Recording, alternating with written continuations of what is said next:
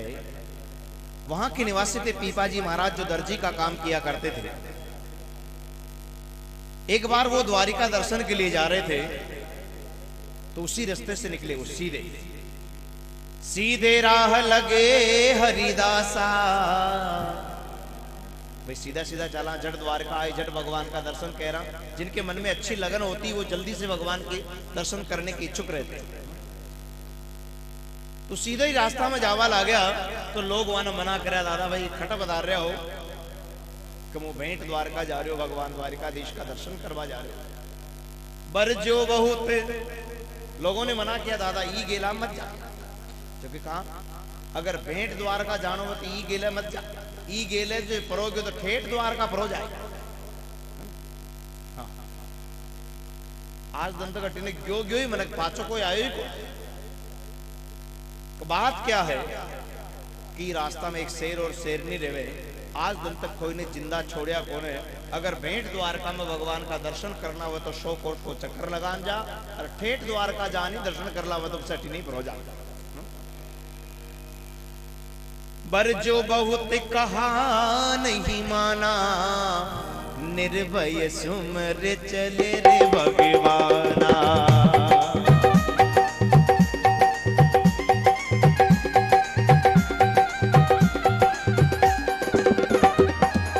अद बिच सिंह सिंगिनी आए, अद बिच सिंह सिंगिनी आए, बचन भयंकर गरज सुनाए।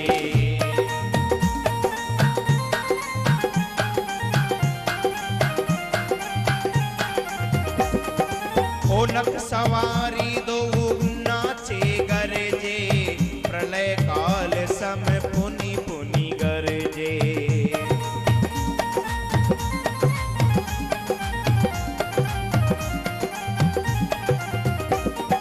अब राम राम पीपा जब गावा, कि हरि के सब पाप बिलावा।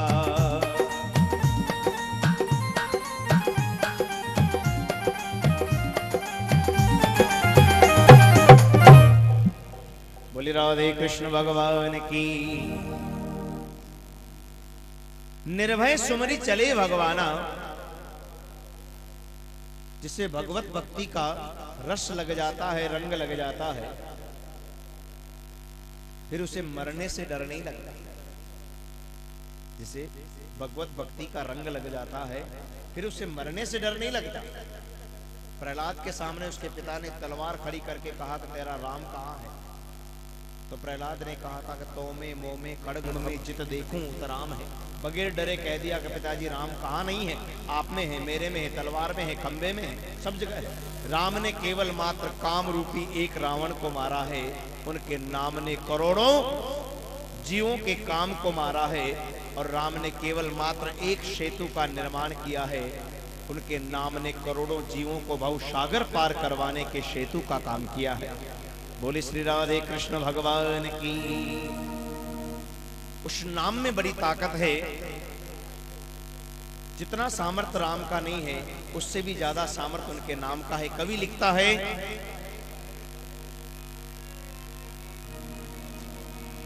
कि अंत में यही आएगा तेरे काम, अंत में यही आएगा तेरे काम। राम से बड़ा राम का नाम, राम से बड़ा राम का नाम, राम से बड़ा राम का नाम, राम से बड़ा राम का नाम।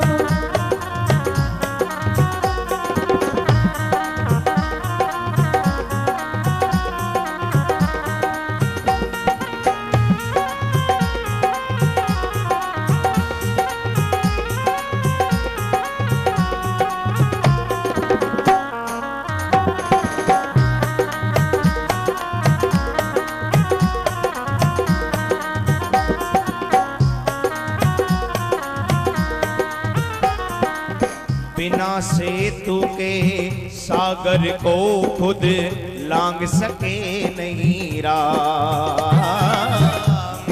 सेतु के सागर को खुद लाग सके नहीं राम। अरे कूद गया रे हनुमान उसी को, कूद गया हनुमान उसी को, कूद गया रे हनुमान उसी को, लेकर राम का नाम, राम से राम का नाम, राम से।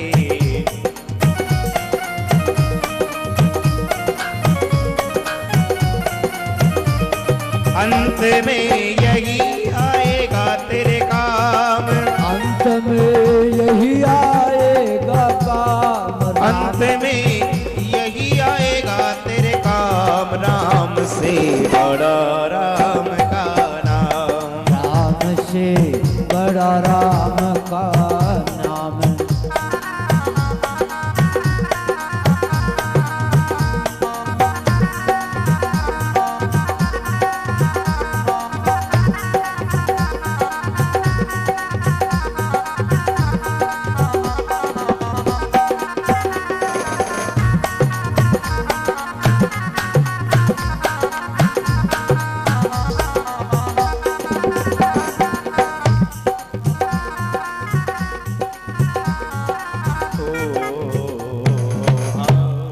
नीति तो इतना कहती है कि कभी अभिमानवश होकर के किसी के जी को भी नहीं दुखाना चाहिए, मारने की तो बात ही दूर रह गई।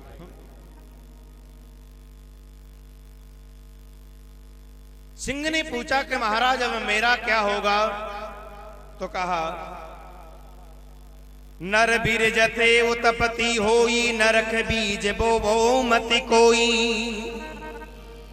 इसी जानो दया देह अनुकंपा मानो। सिंह की बात सुनकर के पीपा जी महाराज ने कहा कि आज से एक संकल्प कर लीजिएगा कि मैं किसी जीव को नहीं मारूंगा। क्या संकल्प करना है? कि मैं किसी जीव को नहीं मारूंगा।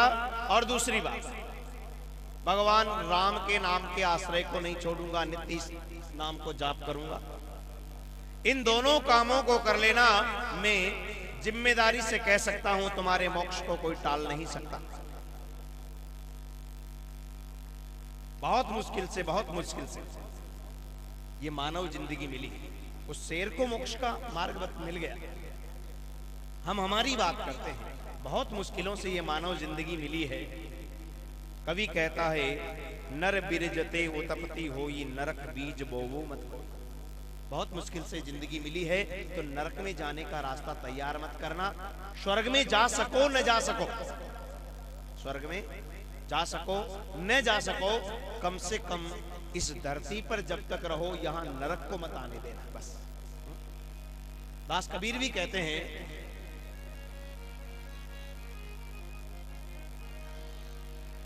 ओ लगावे मतीना रे, लगावे मतीना रे थारी, काया के दाग लगावे मतीना रे थारी, काया के दाग लगावे मतीना।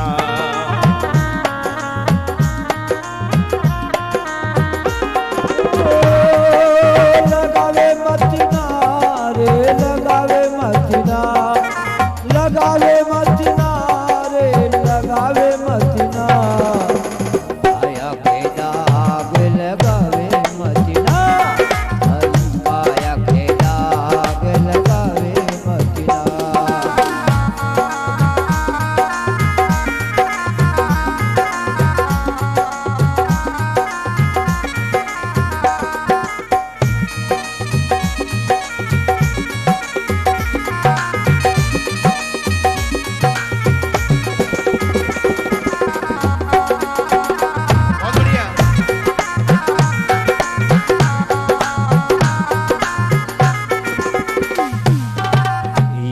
काया रे थारी सोना से जड़ी है, या काया रे तेरी सोना से जड़ी है, या काया रे थारी सोना से जड़ी है, या काया रे थारी सोना से जड़ी है। सोना में खोट मिलावे मतीना, सोना में खोट मिलावे मतीना,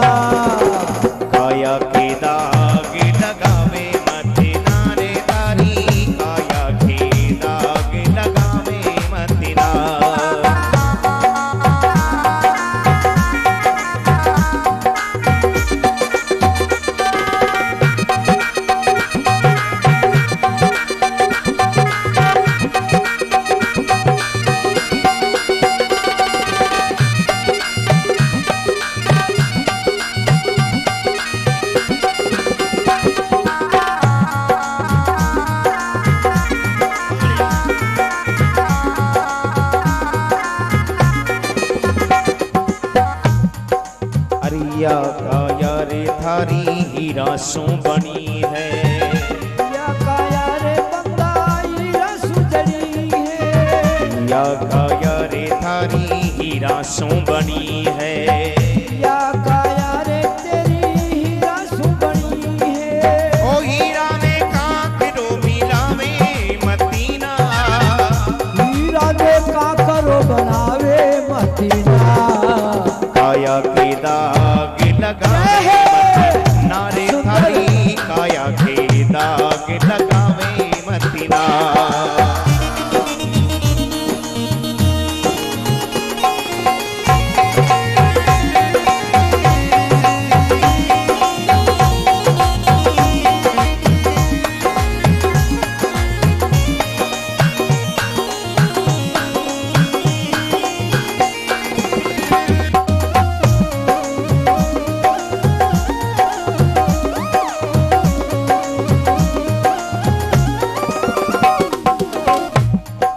अरे कहत कबीरा सुनो भई संता।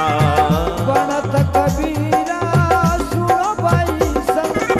अरे कहत कबीरा सुनो भई संता। कहत कबीर सुनो भाई संतो। नरक को मार्ग बनावे मदीना।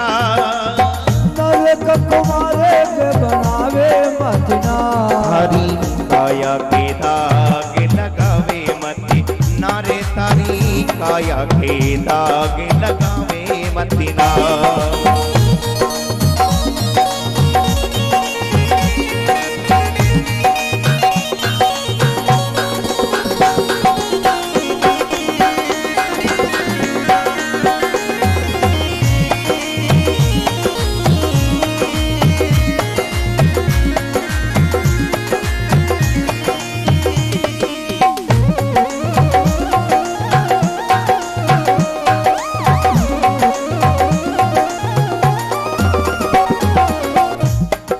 हरि काया के दाग लगावे मदीना रे तारी काया के दाग लगावे मदीना। सुंदर काया के दाग लगावे मदीना। बड़ी काया के दाग लगावे मदीना।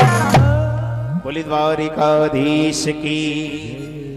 काया के दाग लगावे मतिना नरक बीज बोवो मत बो। कि मेरे को क्या करना होगा कि तुम राम नाम के नाम का संबल ले लो और आज के बाद किसी जीव को मारोगी नहीं, इस बात का संकल्प करना। दोनों पति पत्नी ने वही संकल्प कर लिया कि आज के बाद हम किसी जीव को नहीं मारेंगे और नित्य भगवान के नाम का जाप करेंगे। ऐसा संकल्प करने के बाद पीपा जी महाराज वहां से रवाना हुआ। अब पीपा जी तो चला गया, दो ही पति पत्नी को अखंड संकल्प, भगवान को कीर्तन कर रहा, भोजन करे ही कौन है, और शेर का भोजन है तो केवल मात्र मांस है, इसके अलावा और कुछ खाता नहीं है वो। सुनत बचन मृगपति व्रत कीनो, शुभ दे पिपास प्राण तज दीनो। कोई दिनों व्रत करो और अशुभ व्रत करो, अशुभ व्रत करो, शुभ दे पिपास, भूखो रे और प्यासो रे और भगवान का नाम को जाप करो। कतराक दिन निकले, कुछ काल निकले और एक दिन शुभद पिपास प्राण त्यक्त दीनो, शेर मर गए। सिंगनी मरी पीव के संगा, शेर मरियो कुछ दिन बाद शेर ने भी।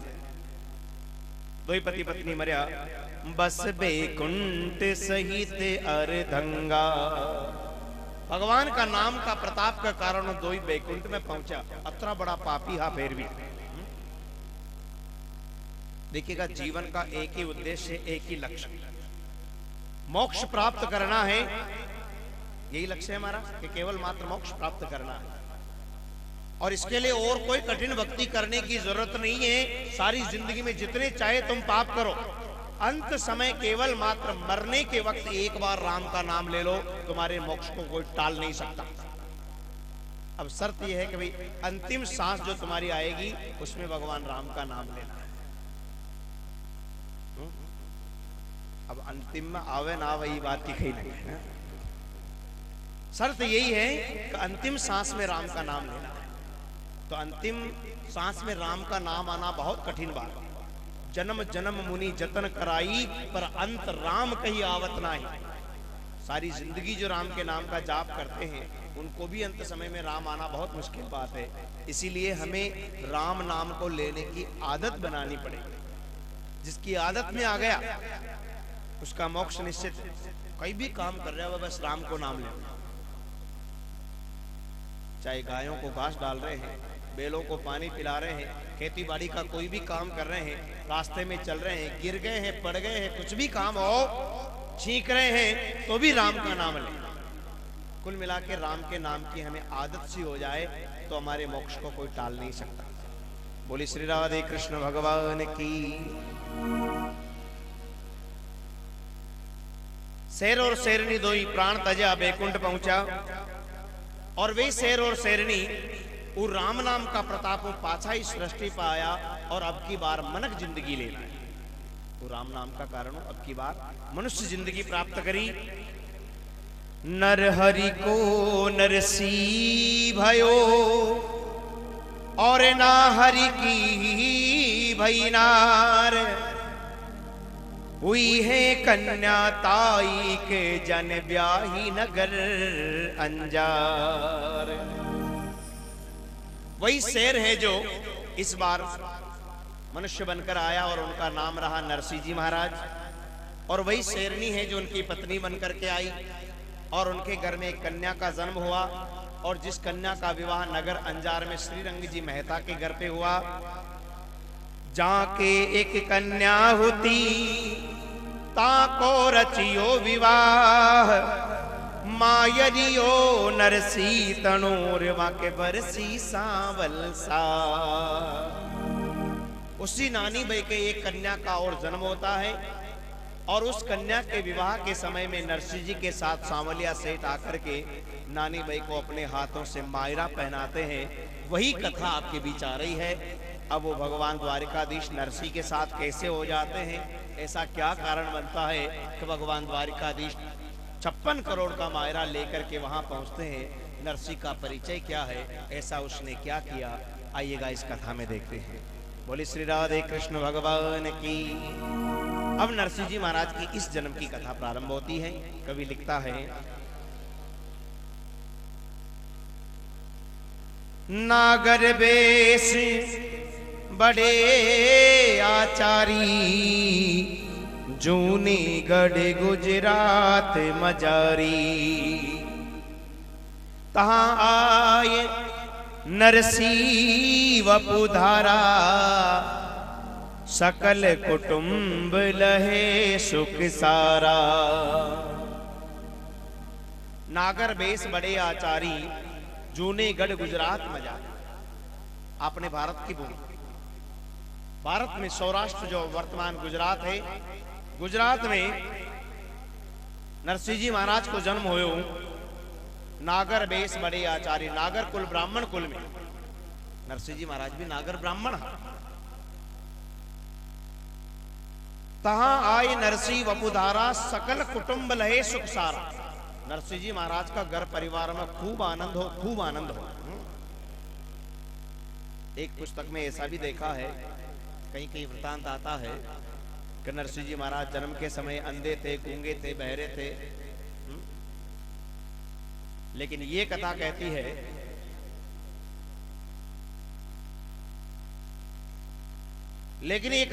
है सकल कुटुंब लहे सुख सारा। बहुत अच्छा परिवार था और सारी सुख संपत्ति उनके घर में निवास करती थी। अब आंधो गूंगो बेरो व जीना तो आनंद थोड़ी आ गया।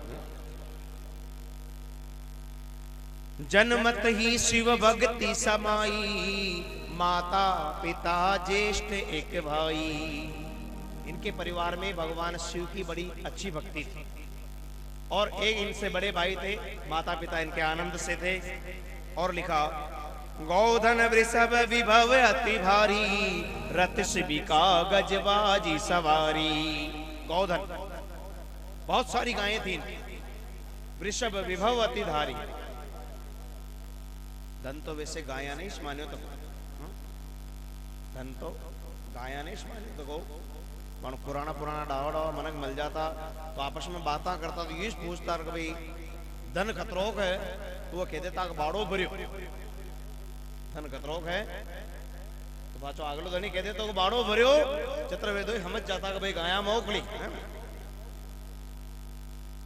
आज का जमाना में धन को अर्थ ही परिवर्तित हो गया पूछवा कहीं नहीं रहा शांत को भी धन खतरोक है हाँ वो बताए जो तिजोरी मेलो बताए बाड़ा मेलो तो बताओ को बोले राधे कृष्ण भगवान की।